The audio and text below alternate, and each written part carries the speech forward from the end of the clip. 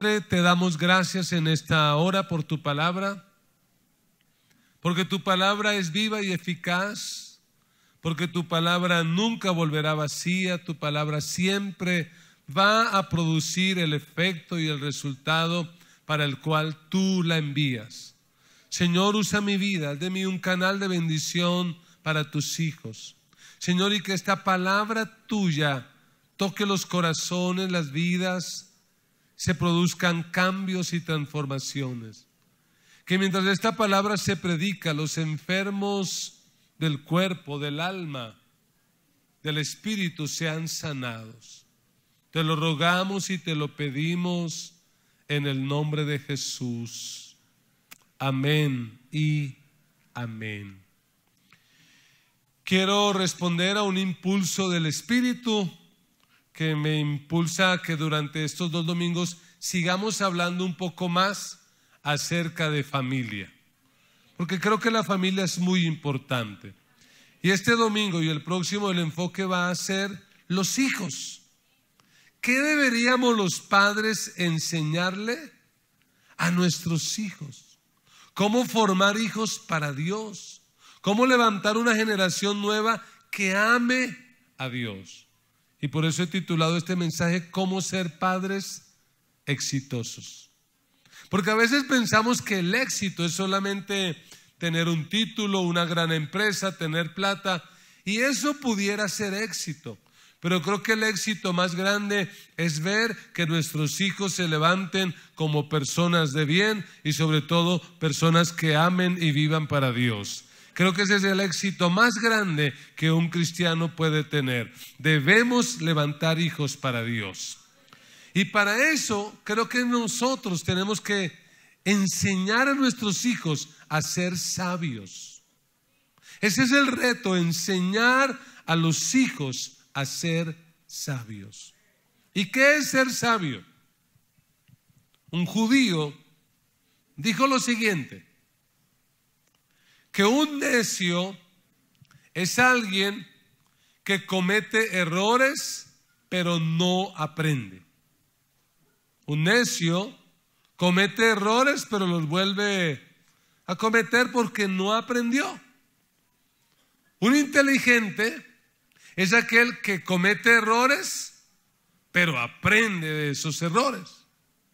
Pero él dijo que un sabio es el que aprende de los errores de otros. ¿Cuántos queremos ser sabios? ¿Y cuántos queremos que nuestros hijos sean sabios? Y si queremos aprender sabiduría y enseñar sabiduría, el mejor libro de la Biblia para esto es Proverbios. Porque el libro de Proverbios se podría sintetizar en una palabra y esa palabra es sabiduría.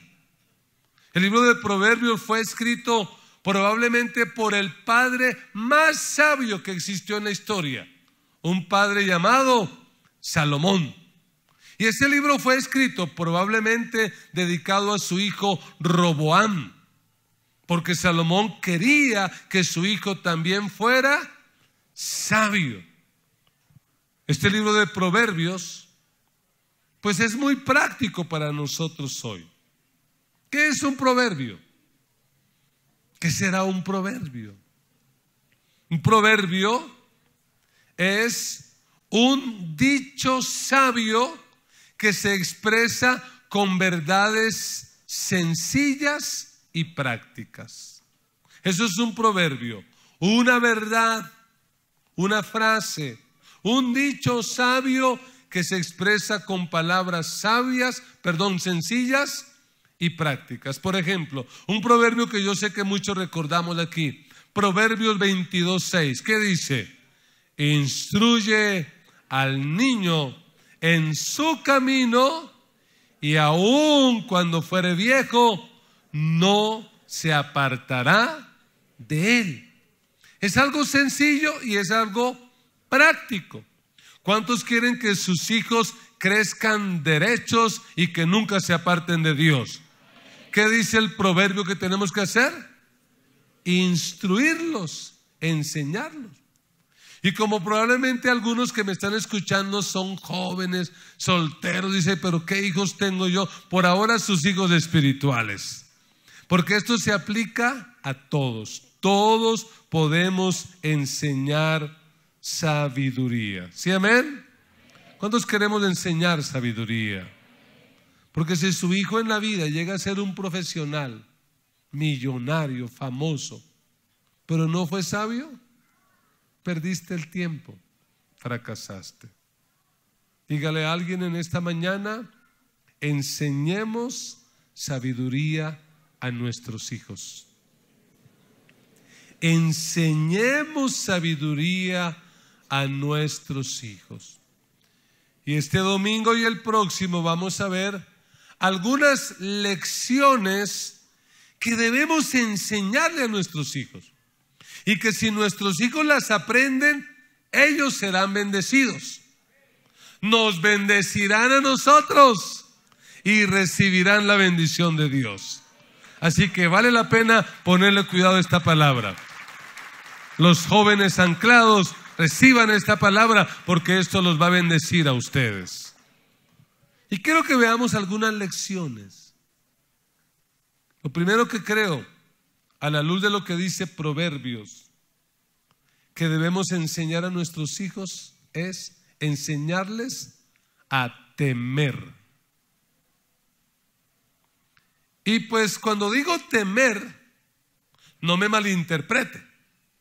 Porque alguien puede pensar, ¿cómo así, pastor? ¿Qué estás diciendo?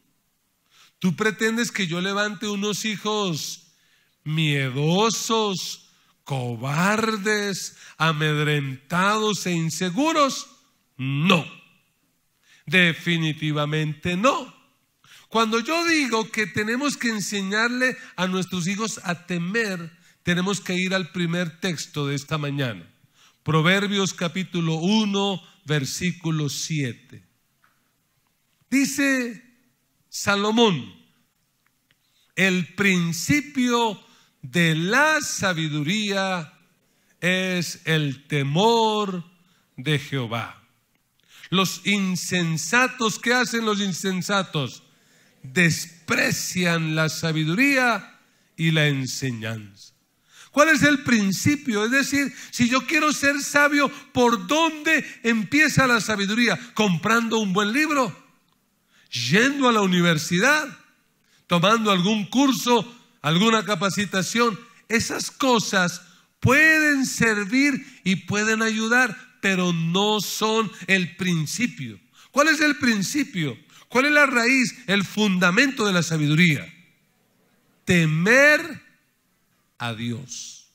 El principio de la sabiduría es el temor a Jehová. Pero ojo, tampoco nos confundamos. Esto no se trata entonces de que es enseñarle a nuestros hijos a que le tengan miedo a Dios y que se estén ocultando y escondiendo o algo así por el estilo. Porque si un hijo se le enseña que debe tenerle miedo a Dios, pues no se va a acercar, sino que se va a alejar. ¿Qué es el temor? En el sentido bíblico, temor de Dios significa básicamente dos cosas. En primer lugar, temor es reverencia. Temor es respeto. Temor es admiración, asombro. Es sencillamente la reacción del ser humano ante la grandeza y el poder del Dios que nosotros tenemos. Es decir, lo que tenemos que enseñarle a nuestros hijos es a conocer que tenemos a un Dios que es grande, que es sabio, que es santo, potente, omnipresente, sabio, soberano, que todo lo puede. Para ilustrar un poco esto, ¿recuerdan el relato donde Jesús va con sus discípulos en una barca? Jesús se queda dormido y se desata una tremenda tormenta. Cuando se desata la tormenta, ¿de qué se llenaron los discípulos? De miedo, un temor. Ese temor no es el que yo estoy hablando. Porque ¿cuál era el temor de ellos? Temor a ahogarse, a morir, a fracasar. No. La Biblia dice que después de mucho luchar con la tormenta, finalmente llaman al Señor. El Señor se levanta, reprende al viento, al mar, se hace grande bonanza, y cuando viene la calma, los discípulos otra vez tienen miedo. Pero ya no es el miedo de morirse. ¿Cuál es el miedo que tienen? El miedo de decir, ¿quién es este que aún el viento y el mar le obedecen? Era un temor de asombro, era un temor de sorpresa, porque ellos no sabían que en la barca no iba un carpintero, no iba un predicador cualquiera. En la barca iba el Dios Todopoderoso, Jesús de Nazaret, estaba ahí, y eso les llenó de temor. Ese es el temor. Que aprendan nuestros hijos a asombrarse de Dios. Que lo conozcan y digan, es que nuestro Dios es asombroso, es grande. Eso es temor. Pero en segundo lugar, temor también es la claridad de que Dios nos puede corregir. Porque lamentablemente hoy en día, al predicar el evangelio, muchos están predicando a un Dios que es puro amor. Un Dios que cuando yo los escucho, algunos predicadores, me parece que no están predicando del Dios de la Biblia, sino que están predicando de Papá Noel. Porque Papá Noel, cuando viene, ¿con qué viene siempre? Con puros regalos. ¿Y cómo viene? Siempre riéndose y trayendo regalos. Y ese es el concepto que algunos tienen de Dios, como que es puro regalo y pura risa. Pero la Biblia dice que aunque Dios es amor, Dios también es fuego consumidor. Así como la Biblia dice que Dios ama al pecador, también dice que si el pecador no se arrepiente, tarde o temprano, la ira de Dios caerá sobre el pecador que no se arrepiente. Debido a que no hay temor de Dios, es que en nuestros países cada vez más aumenta la corrupción. ¿Por qué la gente mete la plata en cualquier lugar y agarra plata que no es de ella? Sea en la empresa pública o privada. ¿Por qué lo hace? ¿Qué les falta? No hay temor de Dios. No hay temor de nada. ¿Por qué la gente rompe su pacto matrimonial siendo infiel, adulterando? ¿Por qué lo hace? Porque no hay temor. Tenemos que enseñarle a nuestros hijos el temor. Decirles, sí, es verdad, Dios es amor, Dios te ama, pero también la Biblia dice que la paga del pecado es la muerte. También la Biblia dice que Dios va a perdonar el pecado, pero que las consecuencias van a quedar. ¿Y cómo podríamos enseñar eso a nuestros hijos?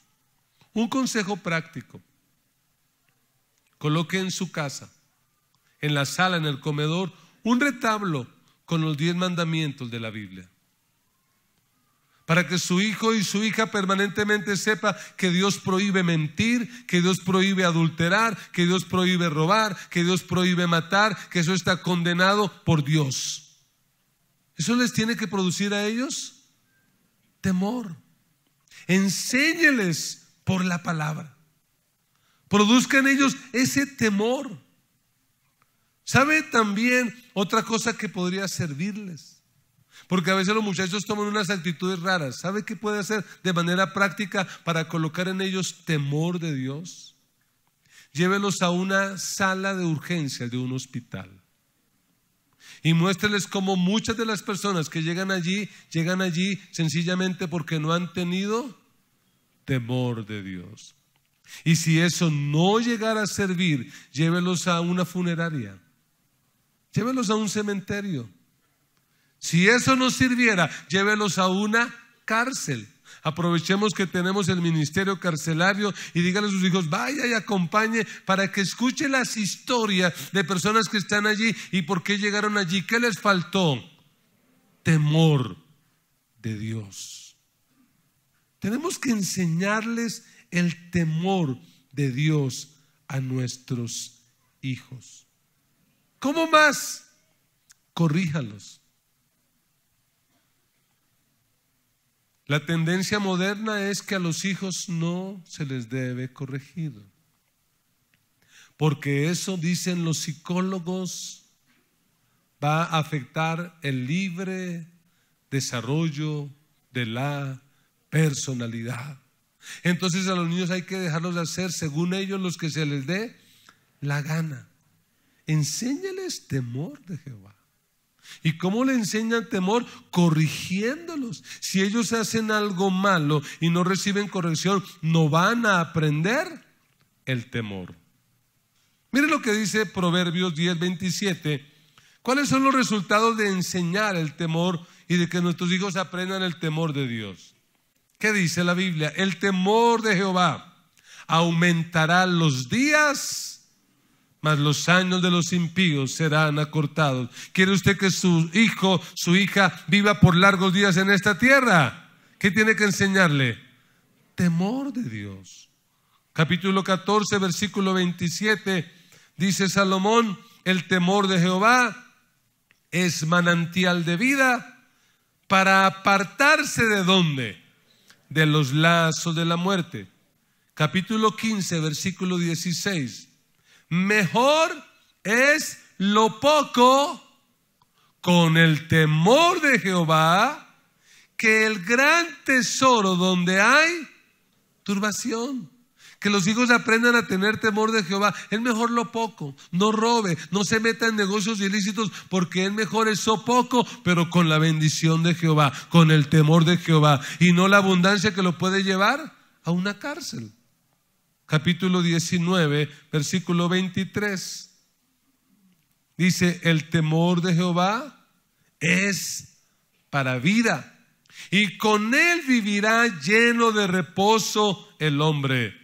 No será visitado del mal. ¿Qué produce el temor de Jehová? Produce vida, produce reposo, produce protección.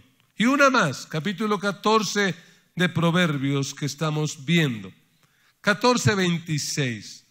Dice: en el temor de Jehová está la fuerte confianza, y esperanza tendrán quienes. Es decir, si tú le enseñas a tus hijos temor de Jehová, hay esperanza de que ellos a su vez, ¿qué le van a enseñar a sus hijos? Temor de Jehová. En segundo lugar, enséñeles no solo a temer, enséñeles a pensar. Porque es triste,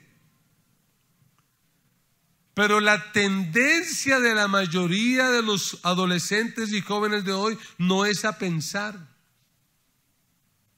Debido a que estamos saturados y bombardeados por tanta información, a que hoy en día los seres humanos y especialmente los jóvenes están tan hiperconectados, redes sociales, YouTube, Facebook, Instagram, viven saturados de tanta información. Hoy en día los muchachos no piensan. ¿Sabe qué hacen los muchachos? Repiten. ¿Qué repiten? Lo que oyen, lo que leen, lo que otro les ha dicho. Lamentablemente muchos jóvenes hoy, su mente es una esponja en lugar de ser un filtro, y nuestra mente debería ser un filtro, aprender a dejar pasar lo que sirve y lo que no, rechazarlo. Pero hoy en día muchos son esponjas. Uno puede verlo en la manera como se expresan.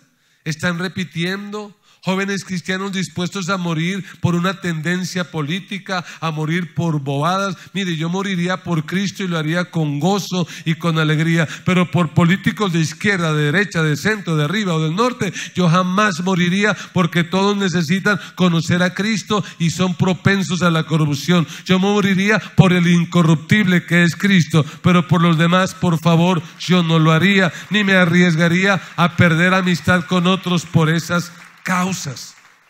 Tenemos que enseñarles a pensar. Mire lo que Salomón dice en Proverbios 4:23. Él dice: sobre toda cosa guardada, guarda tu corazón, porque de él mana la vida. ¿Qué dice que debemos guardar? El corazón. Y la palabra corazón en el hebreo hace referencia al asiento del intelecto, de las emociones y de la voluntad. O sea que el corazón no es algo romántico, ¿no? Ay, sí, yo por eso guardo mi corazón, yo no le entrego mi corazón a nadie. No, el corazón es mucho más que eso. El corazón es donde está la capacidad de pensar, de sentir y de actuar. De hecho, un sinónimo para la palabra corazón en la Biblia es mente. Ese es un sinónimo, la mente. Proverbio 23:7 dice: tal es el hombre en su corazón, así es él. Proverbio 23:7. Tal es el hombre en su corazón, así es él. Es decir, como usted y yo pensamos, así somos. Como alguien dijo, nosotros terminamos siendo lo que comemos. Físicamente, ¿qué somos? Lo que comemos.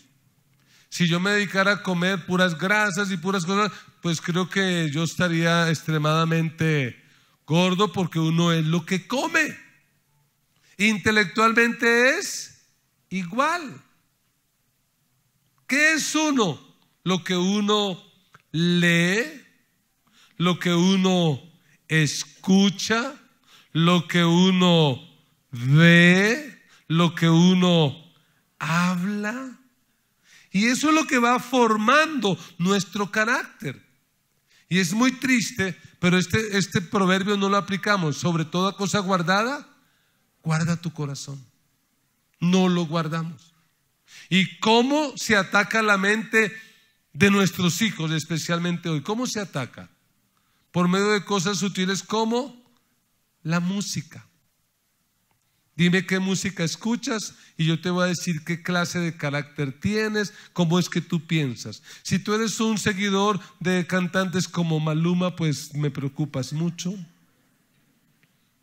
Tendré que orar mucho por ti. Si tú eres de los que te la pasas viendo La Rosa de Guadalupe, pues me vas a poner a ayunar y a orar, porque yo no sé qué habrá en tu cabeza. Yo no sé de qué estarás lleno. Yo no sé qué habrá en tu cabeza. Tenemos que enseñarle a nuestros hijos a pensar. Es decir, que lo que ellos hagan, lo hagan porque lo han pensado, porque tienen un criterio, y no porque otro lo hizo, otro lo dijo, porque es lo que está de moda, porque es lo que fulano de la red social dijo. No, tenemos que aprender a pensar y enseñarle eso a nuestros hijos. Mire, por ejemplo, la adicción sexual. Hoy en día la adicción sexual se ha disparado. Muchos años atrás, que una persona fuera adicto sexual era más complicado, porque tenía que ir a un kiosco de revistas o cosas por el estilo. Hoy en día, para que un adolescente entre tristemente al mundo de la pornografía, ¿a qué distancia está? A la distancia de un clic. Ya puede entrar en esa trampa mortal. Tenemos que enseñarle a nuestros hijos a eso. Y usted me dirá, bueno, pastor, entonces ¿qué hago con mis hijos? ¿Los encierro? No, no los encierres. Enséñalos a pensar. porque ellos tendrán que ir a la universidad. Y si no aprendieron a pensar, el profesor ateo, el profesor que va a meter el secularismo y el agnosticismo, ¿qué va a hacer con ese muchacho? Lo va a volver pedazos y va a decir: yo ya no vuelvo a la iglesia, eso es un mito, eso es mentira, eso de la Biblia es falso. Para empezar, le quiero decir que grandes personas que fueron grandes apologistas se metieron con la Biblia para desvirtuarla. Uno de los mejores arqueólogos bíblicos dijo: voy a mostrarle que todo eso del Antiguo Testamento es falso, que eso no existió. Se puso a investigar, se puso a escarbar y lo que descubrió es que era verdad y se convirtió en un gran cristiano arqueólogo. C.S. Lewis, el creador de las crónicas de Narnia, odiaba el evangelio, se puso a escarbar para desvirtuar, y al tratar de hacer eso, ¿qué descubrió? Que era verdad. ¿Qué le quiero decir con esto, hermanos? Que la Biblia es el mejor manual que nos puede ayudar a desarrollar el pensamiento y a desarrollar la mente. ¿Quieres ser buen padre? Lee la Biblia. ¿Quieres ser buen profesional? Lee la Biblia. Es la Biblia. Pablo dice en Filipenses capítulo 4, versículo 8, dice: por lo demás, hermanos, todo lo honesto, todo lo justo, todo lo puro, todo lo amable, todo lo que es de buen nombre, si hay virtud alguna, si algo digno de alabanza, en esto pensad. ¿Cómo podrías ayudarle a tus hijos a desarrollar el pensamiento?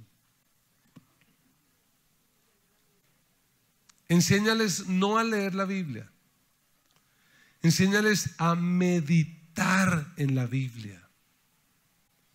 Lo mejor que tú podrías hacer por tu hijo, por tu hija, es enseñarle cómo tener un tiempo diario de calidad con Dios, cómo aprender a hablar con Dios, cómo aprender a oír la voz de Dios, cómo entender que a través de este libro podemos aprender cómo ser buenos profesionales, cómo ser buenos ciudadanos, cómo ser buenos padres, cómo ser buenos gobernantes. A través de este libro podemos aprenderlo todo. Este es el manual de la vida.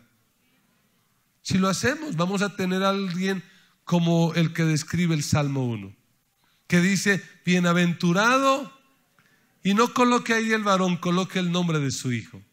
Bienaventurado, que no anduvo en consejo de malos. Porque en esta sociedad, ¿qué van a recibir nuestros hijos? Consejos malos. Oiga, venga, métase un taquito de esta marihuana.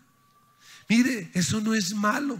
Eso es lo que lo va a ayudar es a relajarse, desestresarse. Usted tiene mucha tensión, mucha presión. El problema es que hay algunos que se dan garra y terminan por ahí en la calle, pero usted puede, tranquilo. Ese es un mal consejo. Si ellos aprendieron a desarrollar la mente, ¿qué van a poder decir con criterio y autoridad?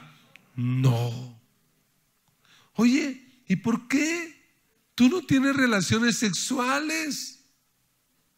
Porque la iglesia lo prohíbe. ¿Sí? ¿Es un buen pensamiento? Si alguien me responde así, yo le voy a decir: pues no ha aprendido a pensar. ¿Qué tendría que decir? No, porque hay riesgos de enfermedades de transmisión sexual, porque hay riesgo de abortos, de embarazos no deseados. No, sencillamente porque yo me valoro, soy muy especial y eso me puede afectar emocionalmente. Y en última sí puede decir: y no, porque Dios en su palabra así lo ha prohibido y Él tiene algo mejor y más especial para mi vida. Por esa razón, no. Desarrollar el pensamiento. ¿Por qué no hace eso? Porque mi papá me prohíbe. No, tienen que aprender a pensar. Tienen que aprender a desarrollar la mente. Que ellos piensen. ¿Y qué mejor que la palabra? Para que aprendan a pensar. Enséñalos a pensar. Tercero, enséñelos a obedecer. Esto va como progresivamente. Si ellos aprendieron el temor de Dios y luego aprendieron a pensar, les va a ser muy fácil obedecer. ¿Por qué? Porque esto no se trata de una obediencia ciega. Ellos van a entender por el temor de Dios y por lo que conocen de la palabra que van a aprender a quién y sobre qué cosas podemos obedecer.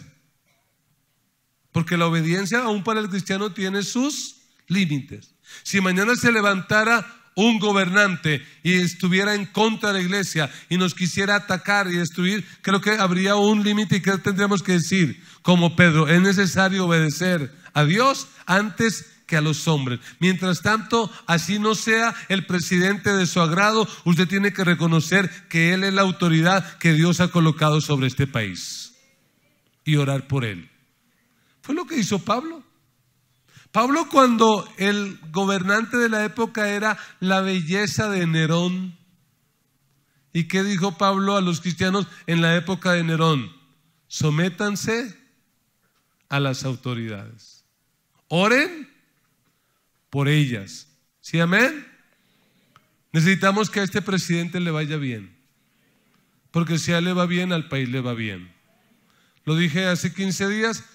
Esperar que a este presidente le vaya mal es como subirnos en un avión y rogar y decir, ojalá el piloto se estrelle. Pues nos vamos a matar todos. Necesitamos es que le vaya bien y que aterrice bien.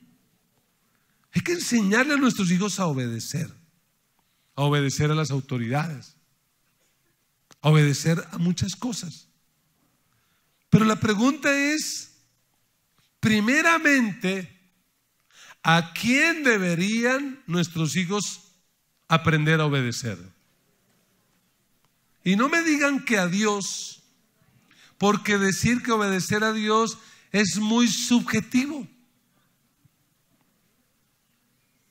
Porque para nuestros niños, Dios es un concepto. ¿A quién deberían aprender los hijos a obedecer? A los padres. Así que hay que enseñar a los hijos a obedecer a los padres.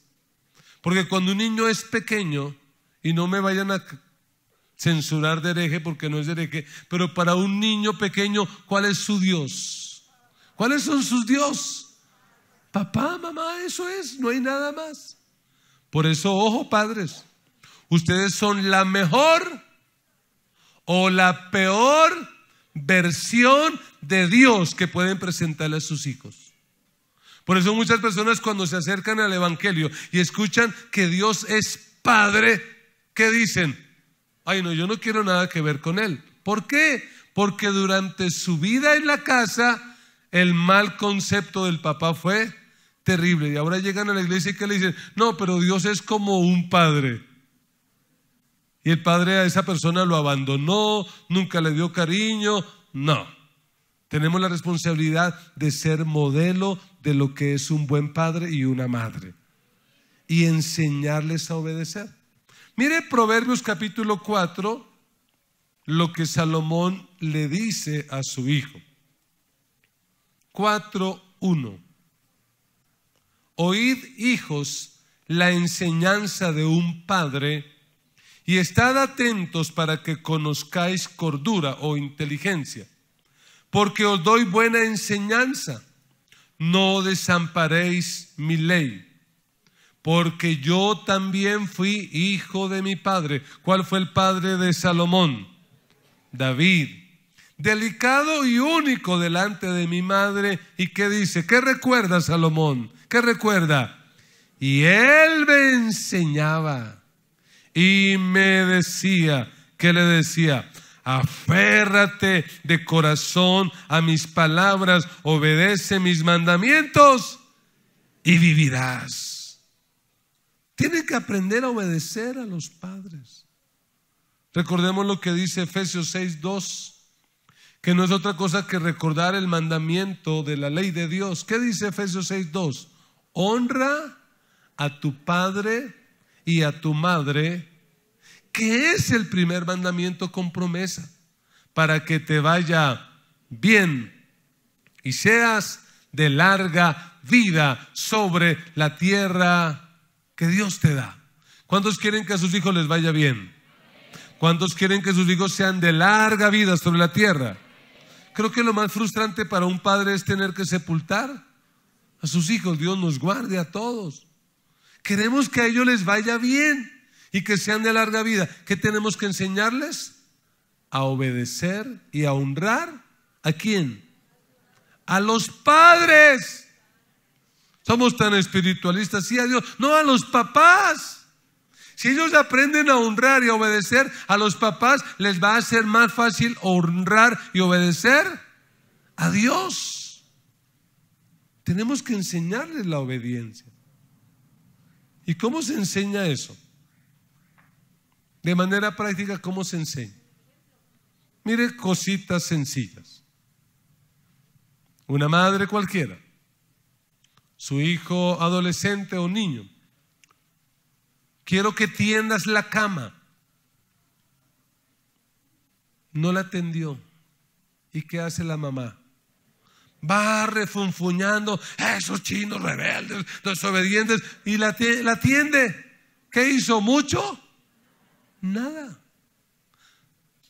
Mire, hace años, cuando todavía habían valores en nuestra sociedad, ¿qué implicaba desobedecer a nuestros padres? Tiende la cama. Y nos decían segundas veces. No había segunda vez. ¿Qué le tocaba a uno? Corra. Pero hoy en día, madres que creen, no, es que yo amo tanto a mi niño. No lo estás amando. El niño desbarata todos sus juguetes y deja el reguero ahí. Niño, recoja el reguero. Y sus niños nunca recogen el reguero. Mal. ¿Qué tienes que decirle? ¿Lo recoges o lo recoges? Y punto. Eso es así. ¿Cuántas niñas hay que llegan al matrimonio? Ni lavar, ni planchar, ni cocinar saben. No saben hacer nada. Se les quema un huevo tibio. El agua de panera les queda salada. Oiga, no saben hacer nada porque no se les enseñó en la casa a obedecer.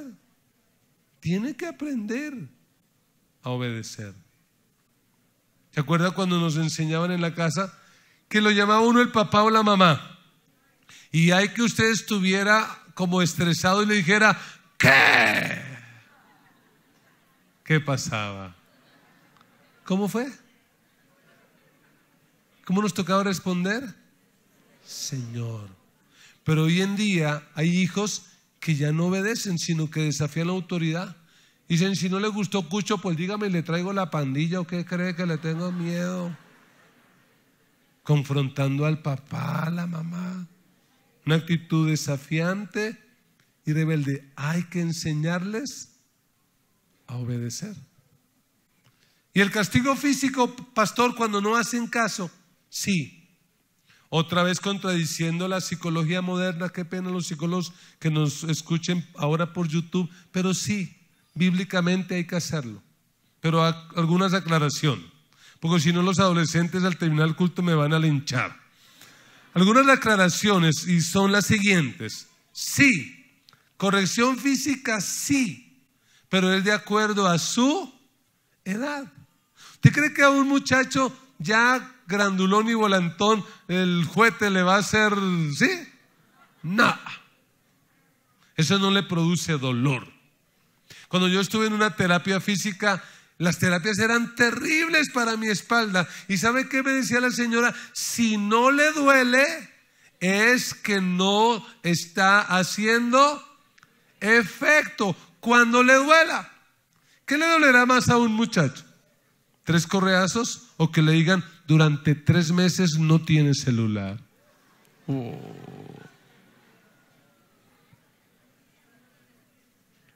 Durante tanto tiempo no hay para las 11. Usted va a trabajar y va a tener que buscarse la plata. Cosas que como que les duela. Ya si es un niño, una niña pequeña, castigo físico sí, pero 1.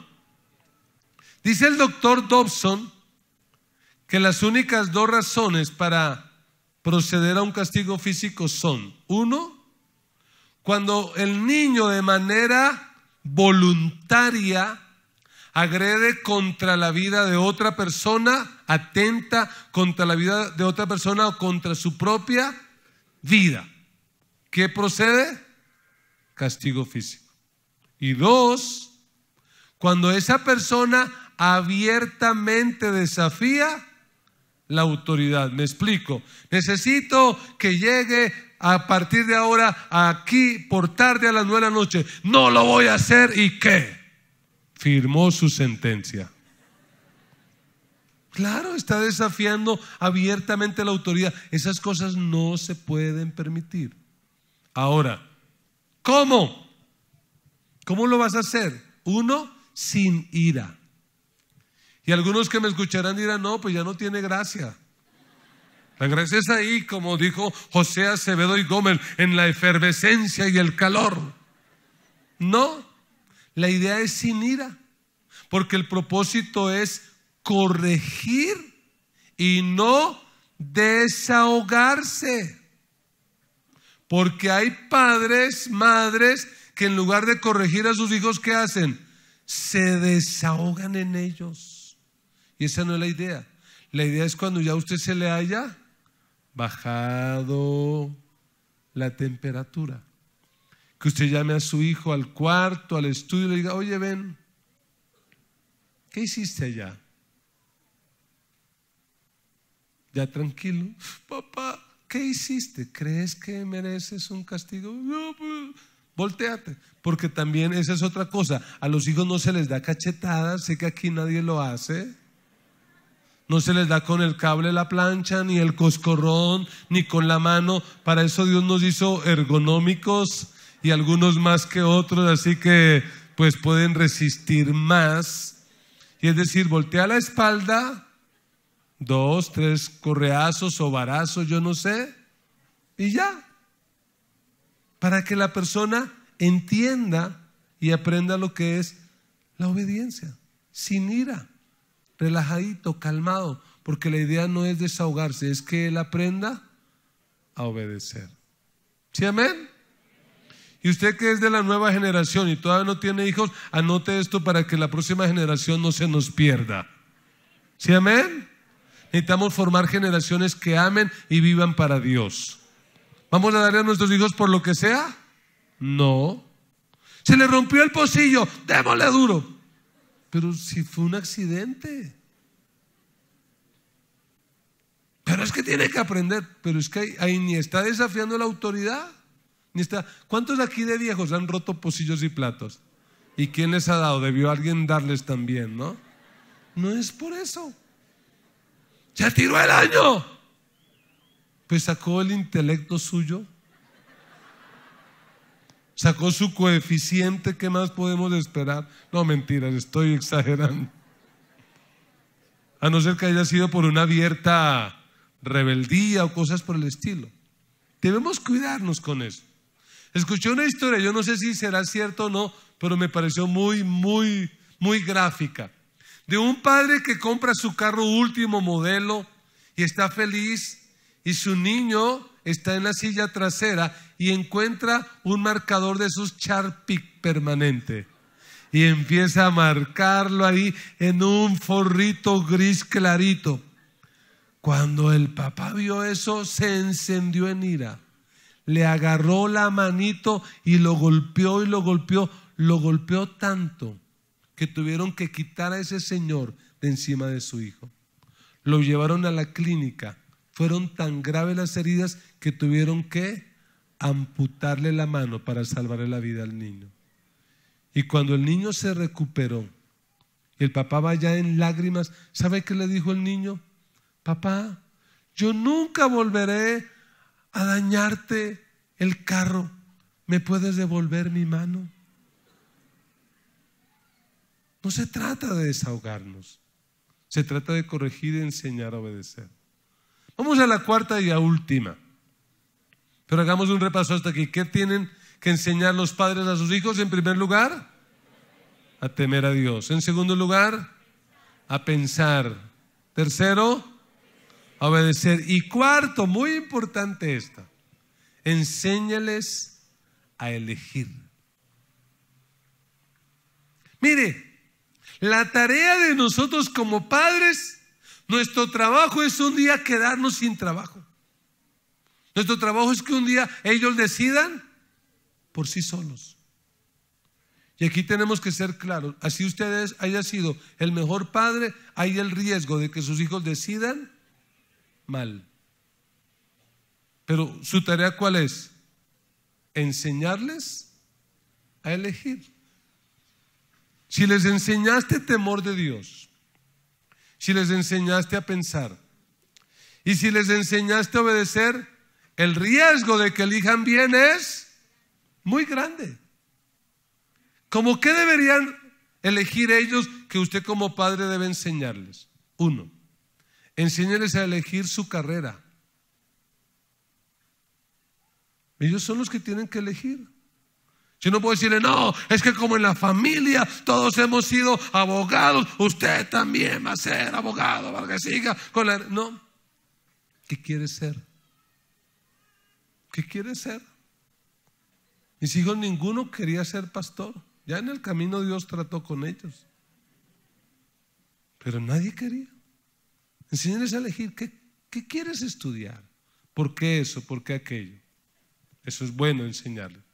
Enséñales a elegir sus amistades. Porque le digo una cosa, el buen trabajo que usted haya hecho en 18 años, un mal amigo en 6 meses o en menos lo puede echar a perder. Y aquí está nuestro problema. Nuestro problema es que cuando nuestros hijos son pequeños estamos muy atentos a ellos. Y de repente como que cuando los niños son pequeños como que físicamente uno lo desgastan, uno corra para acá, corra para allá. Y cuando llegan a la adolescencia, la tendencia de los padres es como ya, no, error, es cuando más alerta debes estar. Y especialmente de sus amigos. Otra vez la pregunta, pastor, ¿y entonces qué, los encierro? No. Pero enséñeles a elegir.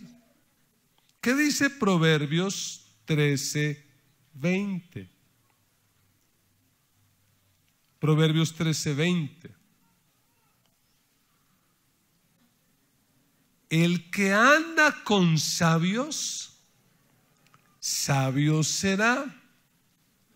Mas el que se junta con necios, ¿cómo terminará? Terminará quebrantado. Porque existe una ley que se llama la ley de la influencia. Y es que una persona puede influenciar sobre otra para bien o para mal. Alguien dijo, el que con lobos anda, a aullar aprende. ¡Oh! El que con gallinas se junta, a cacarear aprende. Y el que con águilas anda, a volar aprende. Entonces sí es importante saber qué amistades tienen nuestros hijos. Pablo dice, no erréis, las malas conversaciones corrompen las buenas costumbres. También la Biblia dice que un poquito de levadura leuda toda la masa.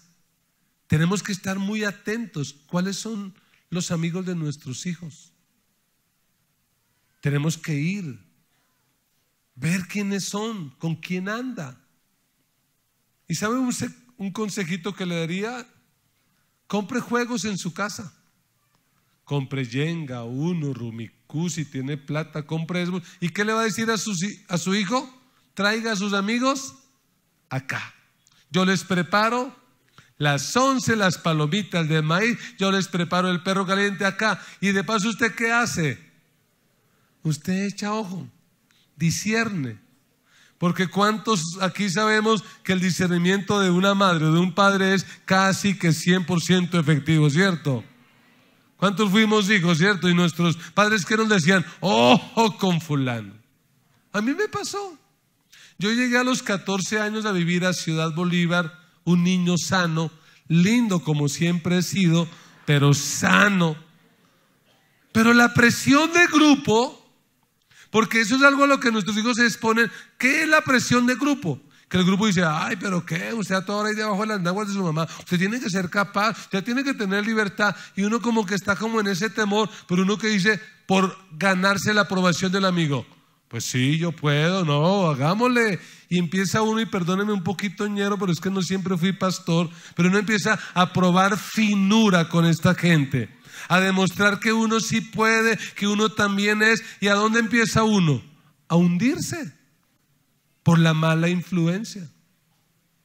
A mis 15 años de edad yo ya era padre y ya había recorrido medio mundo. Gloria a Dios que a los 17 años Cristo se atravesó en mi vida y me cambió, y hoy soy lo que soy por la gracia de Dios. Si no hubiera sido por eso, yo no estaría en este planeta, de eso estoy seguro. Entonces tenemos que enseñarle a elegir, que nuestros hijos elijan bien sus amigos.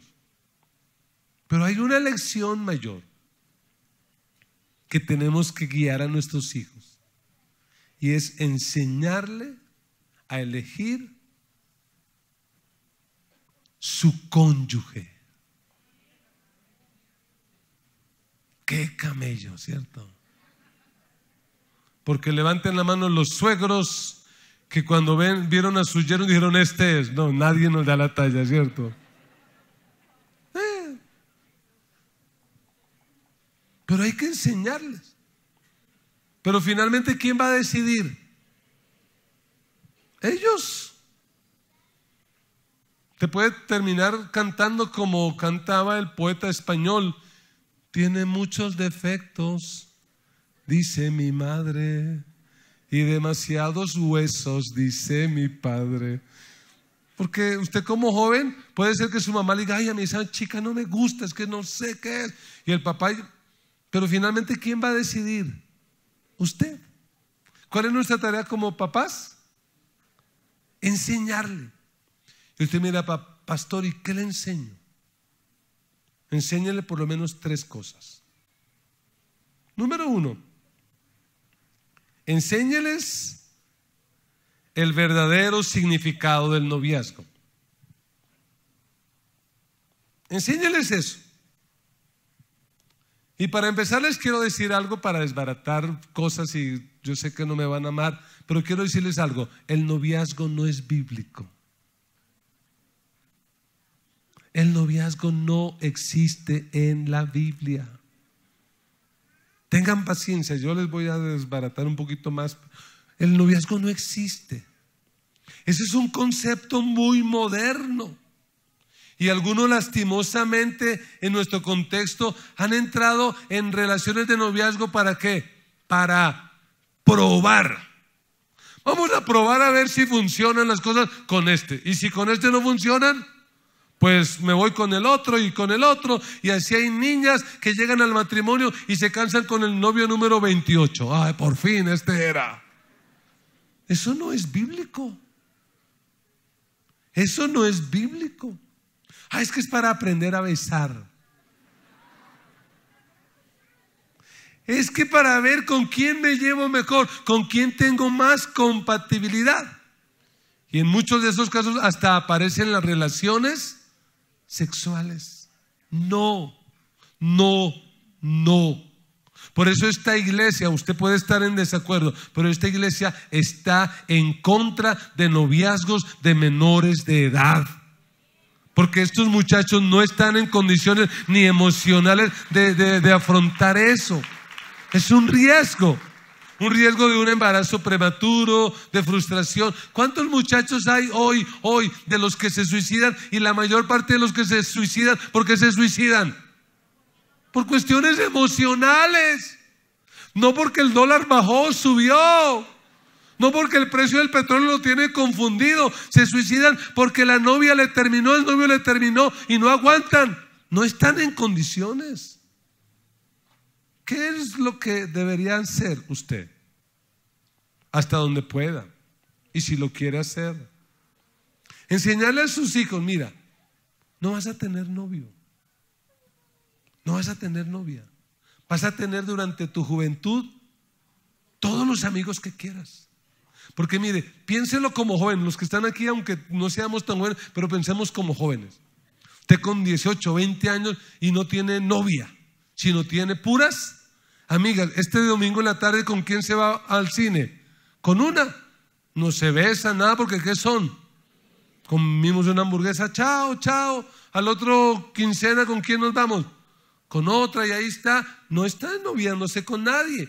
En todo ese proceso de la vida, ¿qué va descubriendo? Oiga, con la persona que yo me siento mejor es con fulano. Y el día que tenga esa convicción y que tenga cómo levantar un hogar, va donde su suegro y que le dice: suegro, vengo a pedirle que me permita ser el novio de su hija, pero no son esos noviazgos que hay por ahí. Mi noviazgo es a lo bíblico. Yo vengo a decirle que voy a ser el novio de su hija porque dentro de 1 año o máximo 2 años me voy a casar con ella. Eso. Y tanta besuqueadera de mano en mano, de mano en mano, por aquí y por allá, se acaba esa vaina. Eso es lo bíblico. José y María, que es un modelo bíblico, estaban desposados. El desposado podría ser el equivalente al hoy, el novio. Pero ese era un novio para probar. No, ya que tenían ellos. ¿Qué tenían ellos? Un compromiso. Así que noviazgo bíblico, ¿a qué huele? ¿A qué debe oler? A compromiso. Cuando tú te novies con alguien es porque ya decidiste que con esa persona te vas a casar y que ese año o 2 años de noviazgo lo vas a usar para preparar todo lo del matrimonio, para prepararte y casarte con la bendición de Dios. Si lo quiere hacer, hágalo. Si no, no lo haga. A mí personalmente me parece que es lo más bíblico. Yo a mis hijas les dije toda la vida. Hicieron caso. Yo les dije: no hagan lo que hizo su mamá. No hagan lo que hizo ella. Con el primer tonto que apareció, se casó. Era que no conocíamos del Señor. No hagan eso. Y lo tienen claro. Y se casaron. Y mi hijo lo tiene claro y yo oro por él.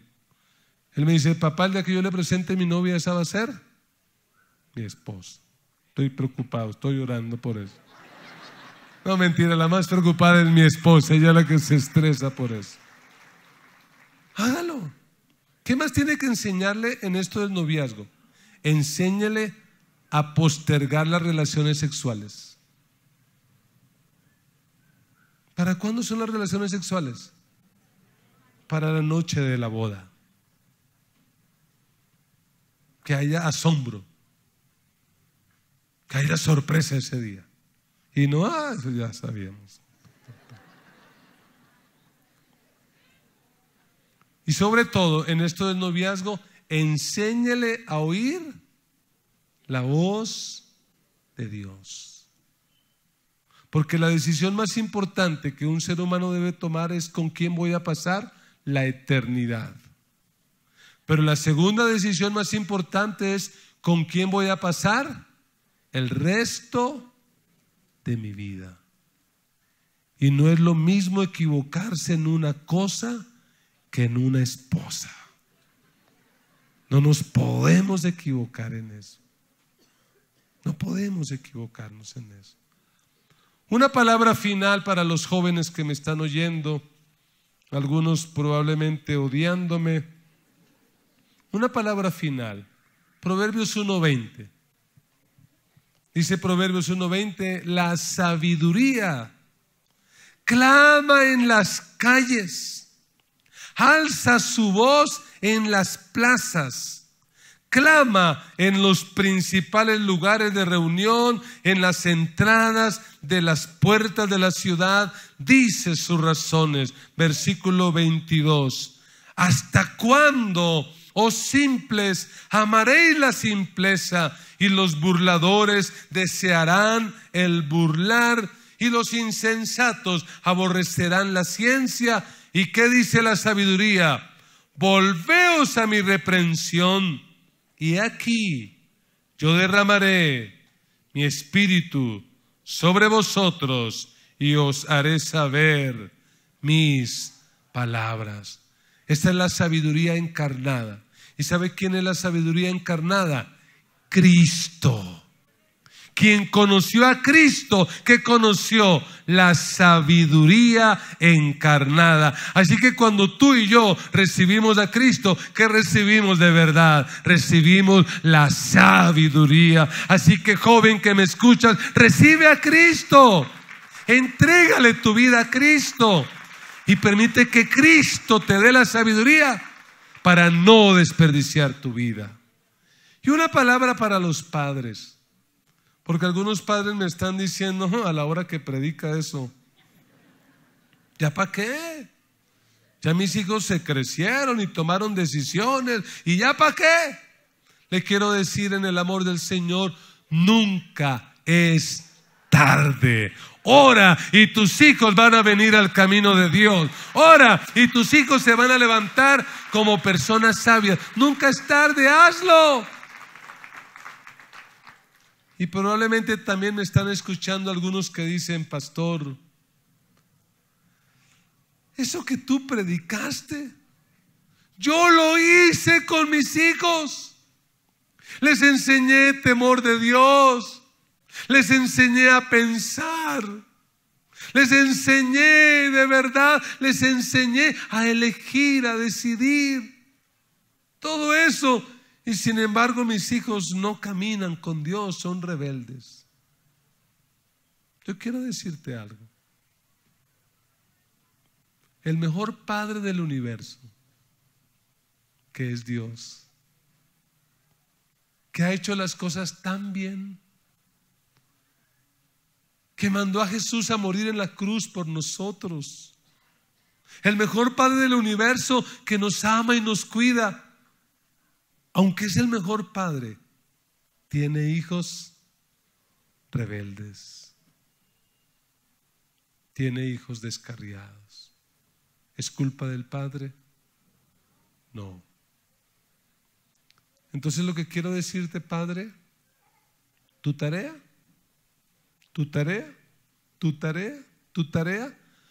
no es tener mejores hijos. Tu tarea es ser el mejor padre. Que tu conciencia esté tranquila y digas: mis hijos decidieron, pero yo tengo paz. Yo hice lo mejor posible. Porque Dios, que es el mejor padre, también tiene hijos, unos hijitos que ay Dios, no fue culpa del papá. Es que los hijos llegan a un tiempo donde ellos deciden. Ser un padre exitoso no garantiza tener hijos piadosos. Que Dios nos ayude a todos. Que Dios nos ayude a ser buenos padres. Aleluya. Colóquese de pie, vamos a hablar con Dios, vamos a pedir que nos ayude. Si estás al lado de tu hijo, pues vas a abrazarlo, vas a orar por él. Si no, pues lo vas a buscar. Si está por allí, vamos a buscar a nuestros hijos y vamos a orar. Si no tienes hijos, pues vas a pensar en tus hijos espirituales, en tus discípulos. Si eres un joven y no tienes hijos, vas a tener hijos. Algún día serás madre, algún día serás padre, así que desde ya empieza a orar por los hijos que vas a tener. Señor, que mis hijos sean buenos hijos, que mis hijos sean buenos hijos. Oremos al Señor. Padre, te damos gracias en esta hora por tu palabra. Gracias por la sabiduría de Proverbios. Gracias por permitir que en la Biblia esté este libro. Un libro que nos quiere enseñar a ser sabios y a levantar hijos sabios. Señor, en esta hora te rogamos, te pedimos que nos ayudes. Señor, en primer lugar tenemos que pedirte perdón, porque por ignorancia o por la razón que sea, probablemente hemos cometido muchos errores y estamos arrepentidos y te pedimos que nos perdones. Perdónanos, Señor, porque sin lugar a dudas hemos fallado, nos hemos equivocado. Pero como tú nos decías hoy, nunca es tarde, así que creemos a tu palabra y te pedimos que nos ayudes a hacer lo mejor, a hacer nuestro mejor trabajo, a hacer lo mejor para levantar hijos para ti. Señor, yo te pido que obres en cada familia aquí presente.